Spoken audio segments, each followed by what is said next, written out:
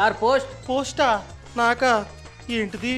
అయ్య బాబోయ్, నాకు ఇన్కమ్ ట్యాక్స్ నోటీస్ రావడం ఏంటి? అయ్య బాబోయ్, కౌశిక్ అడుగుతాను. కౌశిక్ చెప్పు. ఏ భలే వస్తా నువ్వా? కౌశిక్, నాకు ఇన్కమ్ ట్యాక్స్ నోటీస్ వచ్చింది చూడు. కంగారు పడకు. అరే, ఐటీఆర్ ఫైల్ చేసావా? చేశాను. అయితే నీకు వస్తున్న ఎక్స్ట్రా సోర్స్ ఆఫ్ ఇన్కమ్ ని ఇన్కమ్ ట్యాక్స్ డిపార్ట్మెంట్ వాళ్ళకి సరిగ్గా డిస్క్లోజ్ చేయలేదు కదా? అవును, చాలా ఇన్కమ్స్ ని డిస్క్లోజ్ చేయలేదు.